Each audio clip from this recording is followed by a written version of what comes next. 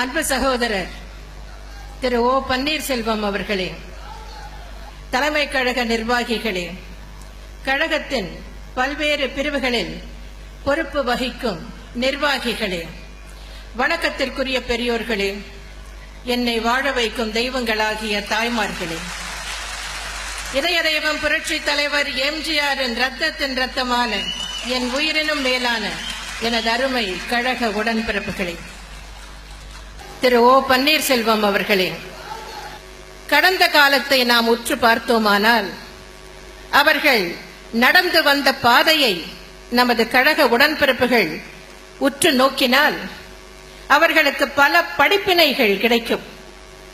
இன்றைய காலத்தில் இளைஞர்களுக்கு எல்லாவற்றிலுமே அவசரம். உடனே ஒரு துறையில் ஈடுபட வேண்டும், உடனே கட்சியில் இணைய வேண்டும், உடனே பெரும் பொறுப்புக்கு வர வேண்டும், உடனே பெயரும் புகழும் செல்வமும் அடைந்து விட வேண்டும், உடனே எம்எல்ஏ ஆக வேண்டும், உடனே மந்திரி ஆக வேண்டும், என்னென்னவோ ஆசைகள். கட்சியில் சேருவதும் அதில் வளர்வதும் ஒரு பெரிய பொறுப்புக்கு வருவதும் ப்ரூ இன்ஸ்டன்ட் காஃபியை கலப்பது போல் அல்ல. திரு ஓ பன்னீர்செல்வம் அவர்கள் எப்படி வளர்ந்துள்ளார்கள் என்பதை உங்களுக்கு சுட்டிக்காட்ட விரும்புகிறேன். திரு ஓ பன்னீர்செல்வம் அவர்கள் 1977ஆம் ஆண்டில் கழக உறுப்பினராக இணைந்தார். 1980இல் பெரியகுளம் நகர 18வது வார்டு கழக மேலமைப்பு பிரதிநிதியாக இருந்தார்.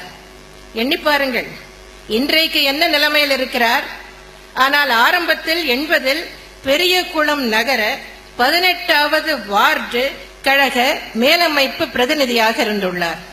பின்னர் 84இல் பெரியகுளம் நகர 18வது வார்டு கழக செயலாளர், 84இல் பெரியகுளம் நகர எம்ஜிஆர் இளைஞர் அணி துணை செயலாளர், 1993இல் பெரியகுளம் நகர கழக செயலாளர், 96இல் பெரியகுளம் நகரமன்ற தலைவர், 1997இல் தேனி மாவட்ட எம்ஜிஆர் இளைஞர் அணி செயலாளர், 1998இல் பெரியகுளம் நகர கழக செயலாளராக 2வது முறையாக தேர்வு செய்யப்பட்டார். 2000இல் தேனி மாவட்ட கழக செயலாளர், 2001இல் பெரியகுளம் தொகுதி சட்டமன்ற உறுப்பினர். அதன் பின் அவர் முதலமைச்சராகவும் இருந்தார். பின்னர் வருவாய்த்துறை அமைச்சர், பின்னர் பொதுப்பணி மற்றும் வருவாய்த்துறை அமைச்சராக பொறுப்பு வகித்துள்ளார். 2004இல் கழக தேர்தல் பிரிவு செயலாளரானார். 2006இல் பெரியகுளம் சட்டமன்ற உறுப்பினராக மீண்டும் தேர்வு செய்யப்பட்டார்.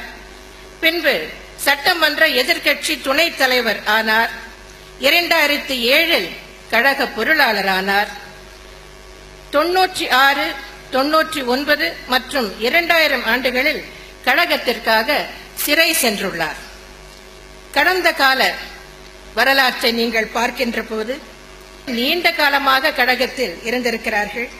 மிகச் சிறிய பொறுப்புகளில், சாதாரண பொறுப்புகளில் தங்கள் வாழ்க்கையை தொடங்கியுள்ளார்கள். பின்னர் அரசியல் வாழ்க்கையில் அவர்கள் படிப்படியாக முன்னேறி இருக்கிறார்கள். அவர்களுடைய உழைப்பு, இயக்கத்தின் பால் அவர்களுக்குள்ள விசுவாசம், தலைமையிடம் அவர்கள் கொண்டுள்ள பற்று, இவற்றின் காரணமாக அவர்கள் படிப்படியாக உயர்ந்துள்ளார்கள். அமைச்சர்களாக உயர்ந்தார்கள். நான் ஏற்கனவே குறிப்பிட்டது போல் ஒரு காலகட்டத்தில் திரு ஓ பன்னீர்செல்வம் அவர்கள் முதலமைச்சராக கூட ஆனார்கள்.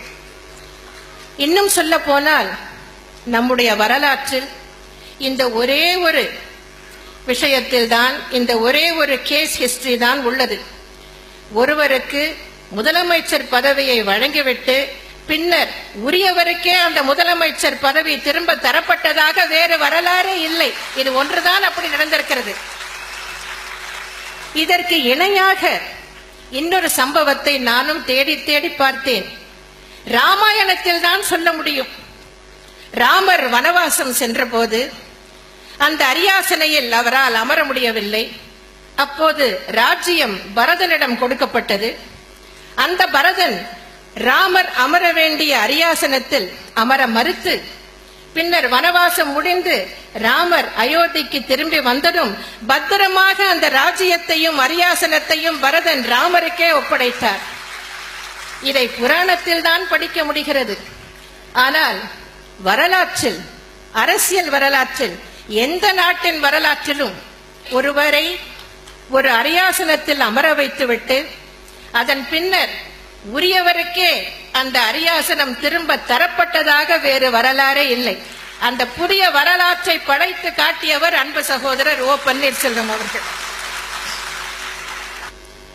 இயக்கத்தில் உண்மையாக உழைத்தால், இயக்கத்தின் மீதும் தலைமை மீதும் பற்று கொண்டு விசுவாசமாக இருந்தால், வளர்ச்சி என்பது யாராலும் தடுக்க முடியாது, தவிர்க்க முடியாத ஒன்று என்பது தெரிகிறது. உங்கள் அனைவருக்கும் எனது நல்வாழ்த்துக்களை தெரிவித்துக் கொண்டு, அண்ணா நாமம் வாழ்க, புரட்சி தலைவர் நாமம் வாழ்க என்று கூறி விடை பெறுகிறேன். நன்றி, வணக்கம்.